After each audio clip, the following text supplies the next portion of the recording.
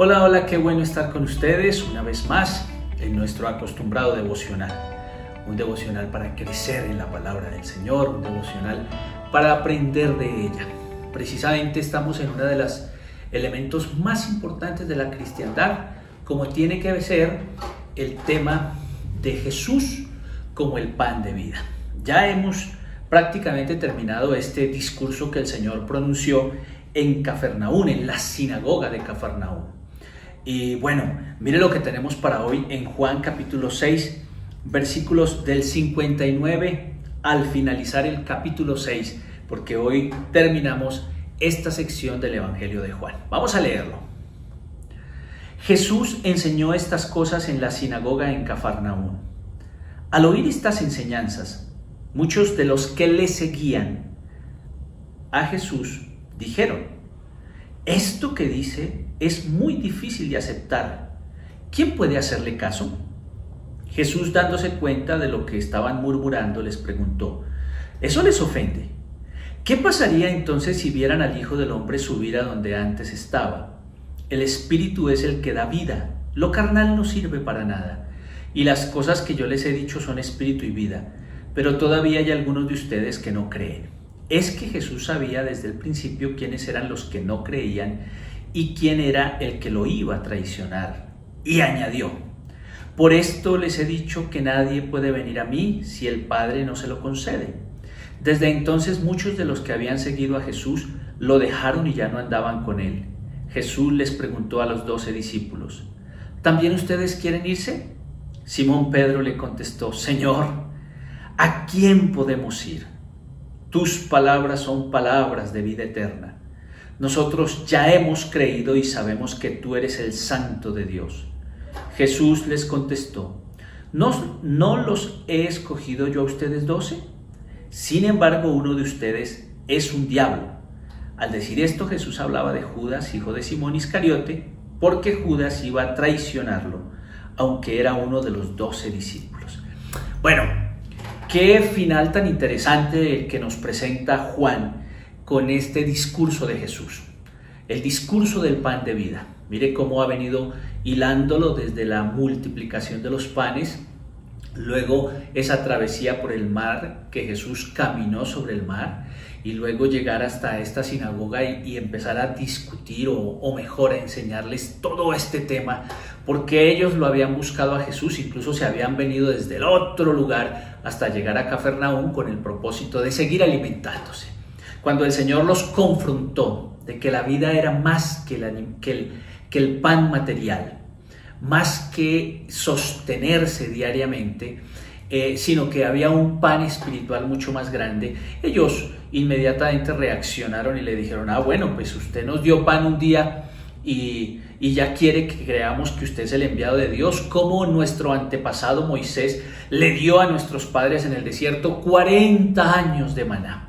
Y el Señor empieza a corregir, ¿no? Bueno, hay que tener claro que fue por intermedio de Moisés, pero quien realmente les dio pan, les dio maná en el desierto, fue Dios mismo. Y ese pan, al fin y al cabo, es un prototipo, es una imagen anterior del pan verdadero que habría de llegar, y es que ese pan es el que ha venido del cielo y es un pan trascendente, no es cualquier pan. Entonces ellos le dijeron: bueno, entonces ¿qué obras hay que hacer para poder acceder a ese pan? Porque queremos comerlo, así como la mujer samaritana dijo que quería agua de vida para no volver a ese pozo. Y el Señor les dijo: bueno, no hay que hacer muchas obras, lo que hay que hacer es creer en el enviado, y yo soy el enviado. Y ellos entonces entran en ese choque y en esa dificultad de empezar a creer en el Señor, de creer que Él es el enviado. Y bueno, el Señor va a tener que decirles que el que lo come a Él, el que come su carne y bebe su sangre, lógicamente de una manera simbólica, pues va a contar con la vida eterna. ¿Hay que luchar por el pan diario, por el pan material? Claro que sí. Necesitamos para sostener esta vida material un alimento, un techo, un vestido, una educación, una recreación, muchísimas cosas. Pero si creemos que vinimos a esta vida solamente para ese pan material, pues estamos muy lejos del proyecto de Dios. El proyecto de Dios trasciende a la eternidad. La eternidad empieza aquí y ahora.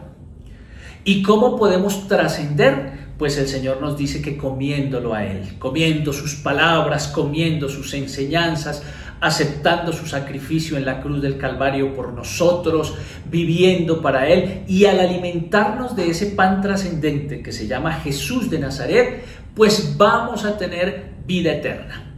Pero escuché lo que pasó con ellos ante estas enseñanzas de Jesús y ponerlos en una clara posición de creer, y si creemos hay vida eterna, y si no creemos, pues nos quedamos solamente en esta tierra con un pan material que es muy útil y muy bueno para sostener la vida en esta tierra, pero no en la eternidad. Dice que al oír estas enseñanzas, muchos de los que seguían a Jesús, o sea, aquí ya la confrontación no es ni con los fariseos, no es ni con los escribas, no es con los oyentes escépticos frente a Jesús, sino con seguidores de Él. Ah, caramba, cuando se enseña bien el Evangelio y le bajamos a la gente todas esas especulaciones que a veces nos han llegado, porque las iglesias desafortunadamente se han convertido en un lugar donde solamente se piensa en el milagro, se piensa en el pan material, que somos hijos del rey, que tenemos que tener una cuenta bancaria abundante, etcétera, etcétera. Todas esas cosas, cuando el Señor le baja los humos a todos estos seguidores, dice el versículo 60 que ellos dijeron: esto es muy difícil de aceptar, ¿quién puede hacerle caso al Señor? Y desafortunadamente dice la Escritura que ese día muchos de los discípulos que le seguían se hicieron a un lado. Muchos tenían un concepto equivocado de lo que era Jesús. Y escúcheme bien, no solamente pasa en ese tiempo en el que Jesús estuvo de carne y hueso en este lugar, también pasa hoy en día. ¿Cuántas veces ir a la iglesia se convierte en un interés de que el Señor nos solucione los problemas terrenales, lo que sucede aquí, las dificultades que vivimos en este lugar, pero no se convierte en un proyecto eterno, no se convierte en una convicción de fe que nos haga mirar trascendentemente a la eternidad, y que comiendo el pan, comiendo a Jesús de Nazaret, su vino, su sangre, aceptándolo en nuestra vida, pues vamos a vivir eternamente. Se nos convierte en un solucionador inmediato de problemas materiales. ¿Y cuán reducido hacemos al cristianismo cuando lo vemos desde esa perspectiva? Pues la verdad es que venir al Señor es un acto de fe y es un regalo de Dios. Por eso el Señor va a decir: pues nadie puede venir a mí si el Padre no lo ha traído, no ha llegado hasta ese lugar. Por eso terminaron yéndose. El versículo número 66 dice que muchos de los que le habían seguido en ese momento dejaron de seguirle y ya no andaban con él. Ahora, todos estos discípulos pues han sido confrontados con sus reales motivaciones al seguir a Jesús. Por eso hay que pensar un poco, ¿cuál es la motivación que yo tengo al seguir a Jesús? ¿La motivación de que me arregle la vida aquí terrenalmente? ¿La motivación de tener dinero?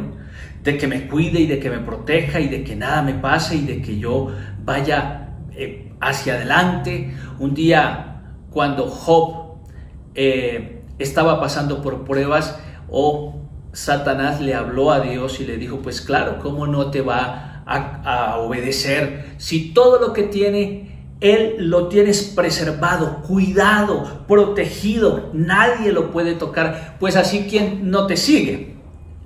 Pero quítele esa protección y va a ver cómo en ese mismo momento se aparta de ti. Y el Señor le dice a Satanás que bueno, que lo haga, está bien, que revise realmente cuál es la motivación del corazón de Job. A lo que todo se le acaba a Job, pero dice algo muy interesante la palabra del Señor, al menos en esos primeros capítulos del libro de Job. Dice: en todo esto no pecó Job, ni le atribuyó a Dios despropósito alguno. Y dijo: desnudo vine a esta tierra y también desnudo me voy. Sea el nombre del Señor bendito. Bueno, ¿cuál es tu motivación al seguir al Señor? Porque parece ser que la motivación de todos estos discípulos y seguidores de Jesús No era más sino un pan material y solucionador de vida presente, pero no lo más profundo y el sentido de la verdadera cristiandad. Amén, porque Dios nos puede ayudar aquí, pero no nos olvidemos que hay algo más profundo y es la trascendencia para estar con Él todos los días de nuestra vida. Entonces no nos quedemos tan corticos. Ese día muchos se apartaron del Señor y ahora viene una confrontación a los 12 discípulos. Inmediatamente. Dice que el Señor los confrontó en el versículo 67 y le preguntó ya no a todos los discípulos, que pues muchos se fueron, sino a esos 12 discípulos que luego vamos a llamar apóstoles.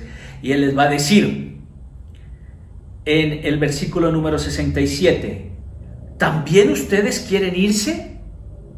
Oye, qué pregunta fuerte, ¿no? Como quien dice, pues seguramente no soy lo que ustedes estaban buscando. ¿También se quieren ir? ¿También quieren abandonarme? Este es el momento de hacerlo. Ya se fue un montón de gente que no entendió el cristianismo, que no entendió el reino de Dios. ¿También ustedes se quieren ir? Y ahí aparece la figura de Simón Pedro contestándole al Señor y diciéndole, ay Señor, ¿a quién podemos ir? ¿A quién vamos a ir? Si tus palabras son palabras de vida eterna. Mire, Simón Pedro está comprendiendo la enseñanza de Jesús. Simón Pedro al fin está entendiendo que va más allá de algo físico y entonces va a entender que las palabras de Jesús ya son de vida eterna. No es solamente una vida temporal aquí, sino una vida de eternidad. El alimentarse de las palabras de Jesús, de ese pan que descendió del cielo, produce una energía vital para vivir por toda la eternidad. Y luego va a decir una cosa supremamente clave Simón Pedro, y es: nosotros ya hemos creído y sabemos que tú eres el Santo de Dios. Recordemos que la obra que el Señor estaba pidiendo a todos aquellos que estaban esperando señales milagrosas fue una nomás: creer en el enviado de Dios. Y ya Simón Pedro está diciendo: nosotros ya hemos creído. Es decir, se está haciendo la obra que Dios quiere que se haga. Lógicamente, pues también se nos recuerda que hay uno que, aunque estando con ellos, tristemente no creyó, no entendió, se dejó vislumbrar por el mundo, no permitió que Jesús llegase a su corazón, tuvo un cambio de idea por algún momento, tenía otras perspectivas, otras expectativas con respecto a Jesús, y cuando no se dieron, pues se apartó, y nos lo va a contar Juan diciendo que pues tristemente era el que lo iba a traicionar, Judas. Pero ahí están los desafíos que tenemos que tener nosotros como discípulos del Señor. El discípulo del Señor entiende que debemos tener una vida material, que necesitamos el alimento, el techo, el vestido, la educación, la recreación, todo lo necesitamos para vivir aquí, y nos luchamos día a día por eso. Pero el Señor quiere algo mucho más trascendente, que es que comamos el pan que da vida eterna. Y la vida eterna empieza aquí y trasciende más allá de los umbrales de una muerte física. Por eso la invitación hoy es entender cuál es nuestra motivación al seguir a Jesús. ¿Cuál es tu motivación al seguirlo? ¿Que nos solucione los problemas materiales? Lo puede hacer, si está en su voluntad. Si no, pues seguimos luchando y cada día pues tendremos dificultades. Pero lo más importante no es la solución de los problemas materiales. Lo más importante es el alimento que nos permite vivir eternamente. No nos dejemos confundir por los medios de información. No nos dejemos confundir por un discurso que atrae y que soluciona problemas temporales. No nos olvidemos de realmente la palabra del Señor, que es la que nos lleva a profundizar y a entender cuál es el sentido de la venida de Jesús. Vamos a orar. Padre Celestial, en este día te damos gracias por esta palabra confrontativa que tuviste con tus discípulos y que también la tienes con nosotros en el día de hoy. Ayúdanos a seguirte con la motivación correcta, con los motivos adecuados. Te lo rogamos, Señor. No permitas que nos desviemos con otras cosas distintas. Haznos tu siervo, Señor, y que por encima de lo material, que lo necesitamos y te rogamos que no nos falte, también te pedimos que nos ayudes a trascender, porque entendemos tus palabras y creemos en ti, Señor, en el Santo Hijo de Dios. Muchas gracias, Señor. Amén y amén.